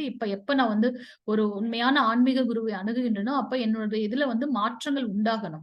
அப்படி அது வந்து கரெக்டான மாற்றமா இருக்கணும் இல்லையா? அதுதான் வந்து பாத்தீங்கன்னா, கரெக்டான ஆன்மீக குருவை வந்து நம்ம தேர்ந்தெடுத்திருந்திருக்கோம் அப்படின்றத பார்க்கலாம். சோ நம்மளோட இதுலயே வந்து பாத்தீங்கன்னா, இந்திய கலாச்சாரத்துல ஆல்ரெடி எல்லாருக்குமே வந்து அந்த பகவான் கடவுளோட அந்த கான்செப்ட் இருக்கு. ஆனா ஃபாரின்ல அவங்களோட இதே வந்து வேற. இன்னைக்கு பாத்தீங்கன்னா பல்லாயிரக்கணக்கான மக்கள் வந்து இஸ்கான்ல வந்து ஜாயின் பண்ணியிருக்காங்க. இதுக்கு வித்துட்டவர் யார் அப்படின்னு பாத்தீங்கன்னா நம்மளுடைய பிரபுபாதர். பிரபுபாதர் தன்னுடைய 69 வயசுல, நம்மளால நினைச்சு பார்க்க முடியுமா? அதெல்லாம் ரிட்டையர்மெண்ட் பீரியட், எங்கேயாச்சும் ராமா கிருஷ்ணான்னு உட்காந்துடுவோம் நம்ம நினைப்போம். ஆனா அவர் என்ன பண்ணார்? கடல் கடந்து தன்னுடைய குரு, அவரு கிட்டத்தட்ட 20 வருஷத்துக்கு முன்னாடி அவரோட குரு சொன்னது அதான் மனசுல போட்டுட்டே இருக்காரு. நீங்க வெஸ்டர்ன் பார்ட் ஆஃப் குளோப்ல வந்து நீங்க அதை வந்து ஞானத்தை கொடுக்கணும்னு சொன்ன அந்த வார்த்தைகளை பிடித்துக்கொண்டு 69 வயதுல வந்து நம்மளுடைய இந்தியாவை விட்டு யுஎஸ் போய் அங்க போய் அவர் வந்து, அதுவும் யாருமே அவர்களுக்கு வந்து அங்க தெரியாது. இருந்தாலும் வந்து பாத்தீங்கன்னா பக்தர்களை கொஞ்சம் பேர் தான் இருப்பாங்களாம். அவரோட அந்த ஸ்டார்டிங் பீரியட்ல பாத்தீங்கன்னா அந்த இடத்துல யாருமே இருக்க மாட்டாங்களா. இருந்தாலும் அவர் வந்து பாத்தீங்கன்னா சாண்டிங் பண்ணிட்டு கீர்த்தன் பண்ணிட்டு கதை சொல்லிட்டு இருப்பாராம். சவுத்துல வெறும் சவறு இருக்குமா. அப்ப வந்து கேட்பாங்களாம் பக்தர்கள், யாருமே இல்லையே, நீங்க யாருக்கு சொல்றீங்கன்னு. இங்க எல்லா தேவர்களும் இருக்காங்க. எல்லா இந்த செவத்துல கூட நமக்கு வந்து நம்ம சொல்றது வந்து பாத்தீங்கன்னா இந்த இடத்த பியூரிஃபை பண்ணுங்க. அவருடைய அந்த தீர்க்கமான உறுதியான ஒரு தாட் என்ன ஆச்சு அப்படின்னு பாத்தீங்கன்னா, இன்னைக்கு வந்து உலகம் பூரா நம்மளுடைய கிருஷ்ண பக்தி இயக்கம் இருக்கு அப்படின்றத நம்ம பார்க்கலாம். அதுதான் வந்து ஒரு பெரிய சான்று ஆன்மீக குரு. சோ அங்கீகரிக்கப்பட்ட ஆன்மீக குரு. ஆன்மீக குருவை அணுகி நம்ம என்ன பண்ணணும்? உண்மையை அறிந்து கொள்ள முயற்சி செய்யணும். ஏன் அப்படின்னு பாத்தீங்கன்னா, அவங்கதான் வந்து தன்னுணர்வு பெற்ற ஆத்மாக்கள். அவங்களுக்கு வந்து அந்த ஞானம் ஆல்ரெடி இருக்கு. தான் யாருன்ற அந்த ஞானம் இருக்கு. தன்னுணர்வு பெற்ற ஆத்மாக்கள். அதனால அவங்க வந்து அந்த ஞானத்தை நமக்கு சொல்ல முடியும். இப்ப ஒரு விஷயம், ஒரு டீச்சர் இருக்காங்கன்னா அந்த டீச்சர் கிட்ட இருந்து அவங்க அந்த சப்ஜெக்ட்ல ஸ்பெஷலைஸ்ட், அதனால அவங்க வந்து அந்த ஞானத்தை நமக்கு கொடுக்க முடியும்னு பார்க்கலாம். சோ அது போல ஆன்மீக குரு வந்து தன்னுணர்வு பெற்ற ஒரு ஆத்மா. அவர்கிட்ட இருந்து நம்மளுடைய ஞானத்தை கேட்கலாம். எப்படி கேட்கணும்? அடக்கத்தோட அவங்க கிட்ட கேள்விகள் கண்டிப்பாக கேட்க வேண்டும். அடக்கத்துடன் அவரிடம் கேள்விகள் கேட்டு அவர்களுக்கு தொண்டு செய்து அந்த உண்மையை கண்டறிய வேண்டும் அப்படின்றத சொல்றார். ஹரே கிருஷ்ணா மாதாஜி பிரபுஜி வாசிங்க. இந்த ஸ்லைட்ல பார்த்தது வந்து பாத்தீங்கன்னா கிருஷ்ணரும் பலராமரும் 63 நாட்கள்ல 63 ஆய கலைகளையும் வந்து 2 பேரும் கற்றுக்கொண்டார்கள் அப்படின்றத பார்க்கலாம். சாந்தீப முனி வந்து அவருடைய குரு. சாக்ஷாத் பகவான். அவர் போகணும்னு அவசியமே இல்லை. இருந்தாலும் அவர் குருகுலத்துக்கு ஏன் போய் இது பண்றாருன்னா, நான் இப்ப வந்து ஒரு இடையர் குல சிறுவனாக அவதாரம் பண்ணிருக்கேன். அந்த இதை வந்து கரெக்டா அவர் ஃபாலோ பண்றாரு இல்லையா? பகவானே அப்படி இருக்கும்போது நம்ம என்ன பண்ணணும்? நம்மளுடைய கடமைகளை வந்து செவ்வனே செய்யணும் அப்படின்றத பார்க்கலாம். 41வது ஸ்லோகம் மாதாஜி பிரபுஜி வாசிங்க. ஹரே கிருஷ்ணா. ஹரே கிருஷ்ணா மாதாஜி. ஹரே கிருஷ்ணா பிரபுஜி. ஹரே கிருஷ்ணா. சம்யஸ்த கர்மாணாம் ஞான சஞ்சன்ய சம்யசம் ஆத்மவந்தம் ந கர்மணி நிபத்னந்தி தனஞ்சய. ஹரே கிருஷ்ண பிரபுஜி. எவனொருவன் தனது செயல்களின் பலனை துறந்து பக்தி தொண்டில் ஈடுபடுகின்றானோ, நீங்க அப்படியே எல்லாத்துலயும் அப்படியே மைனூட்டா கவனிச்சுட்டே வாங்க. ஒரு சாப்டர்லயும் பகவான் என்ன சொல்வார்னா, பக்தி தான் சிறந்தது. கர்ம யோகத்தை சொன்னார் இல்லையா? அப்ப கூட வந்து ஞான யோகத்தை சொன்னார். எந்த யோகம் செய்தாலும் வந்து பக்தி பண்றதுதான் வந்து சிறந்தது அப்படின்றத வந்து எல்லா இடத்துலயும் இன்சிஸ்ட் பண்ணிட்டே இருப்பார். சோ இங்கேயும் அவர் என்ன சொல்றார்? பலன்களை துறந்து, அதுக்காக செயலை துறக்க சொல்லல பகவான். உன்னுடைய செயலை செய்ய, ஆனா அதுல வந்து என்ன பலன் கிடைக்கும் எதிர்பார்த்து எந்த செயலும் செய்யாதே. பலனை துறந்து பக்தி தொண்டில் ஈடுபடுகின்றானோ, எவனொருவனது சந்தேகங்கள் உன்னத ஞானத்தால் நீக்கப்பட்டு விட்டனவோ அவன் தன்னில் நிலை பெற்றிருப்பது உறுதி. அவங்களுடைய சந்தேகங்கள் எல்லாம் ஞானத்தால நீக்கப்பட்டவுடன் அவர்கள் வந்து அந்த தன்னுணர்வு அப்படின்றது வந்து அந்த ஆத்ம ஞானம். செல்வத்தை வெல்வோனே, அடுத்து பாருங்க, செல்வத்தை வெல்வோம். ஏன் செல்வத்தை வெல்வோனே? கிருஷ்ணரே அவர் வந்து வென்று விட்டார் இல்லையா? கிருஷ்ணர் யாரு? லட்சுமிபதி. இவ்வாறாக அவன் செயல்களின் விளைவுகளால் பந்தப்படுத்தப்படுவதில்லை. எப்ப நம்மளுடைய பலன்களை வந்து துறந்து பகவான் மேல உண்மையான பக்தியோடு இருக்கின்றோமோ அப்ப நமக்கு வந்து அந்த செயல்களின் மூலமாக கிடைக்கக்கூடிய பாவ புண்ணியம் இல்லை. அதனால் நாம பந்தப்படுத்தப்படுவது இல்லை அப்படின்றத பார்க்கலாம். கடைசி ஸ்லோகம் 42வது ஸ்லோகம் வாசிங்க பிரபுஜி. ஹரே கிருஷ்ணா. வாசிங்க பிரபுஜி. தஸ்மாத ஞான சம்போதம் இருதஸ்தம் ஞானாசி நான்மன சித்வைனம் சம்சயம் யோக மாதிஷ்டோதிஷ்ட பாரதா. ஹரே ஹரே கிருஷ்ணா கிருஷ்ண மாதாஜி. பிரபுஜி. எனவே அறியாமையால் உன் இதயத்தில் எழுந்த ஐயங்கள் ஞானமெனும் ஆயுதத்தால் அழிக்கப்பட வேண்டும். யோக கவசம் பூண்டு பரத குலத்தவனே எழுந்து போர் புரிவாயாக. எவ்வளவு அழகான ஒரு இது. அறியாமையால் எழுந்த ஐயங்கள் ஞானம் எனும் ஆயுதத்தால் அழிக்கப்பட வேண்டும். அதனாலதான் இந்த யோகத்தை என்னன்னு பாக்குறோம். 4வது சாப்டர் ஞான யோகம் அப்படின்றது. என்ன அது ஞானம்? அகெயின் நம்மளுடைய அந்த ஆத்ம உணர்வு, நம்மளுடைய சாஸ்திரத்துல என்ன சொல்லப்பட்டிருக்கோ அந்த செயல்களை செய்யணும். பந்தம் இல்லாமல் செய்யணும். அப்படி பற்றற்று நம்மளுடைய கடமைகளை செய்யணும். யோக கவசம் பூண்டு, என்ன அது யோக கவசம் பூண்டு? இந்த பகவானுக்கு எப்படி நம்மளுடைய சேவை செய்யணும்ன்ற அந்த கவசத்தை எடுத்துக்கொண்டு நம்மளுடைய போரினை புரிவாயாக அப்படின்றத சொல்றார். வாசிச்சிருங்க பிரபுஜி கடைசி ஸ்லோகம் புஷ்டிகம். ओम तत्सदिति श्रीमद्भगवद्गीतासु उपनिषत्सु ब्रह्मविद्यायां योगशास्त्रे श्रीकृष्णार्जुन संवादे ज्ञानयोगो नाम सदुत्तोऽध्यायः. சோ இன்னைக்கு நம்ம 4வது சாப்டர் பார்த்தோம்.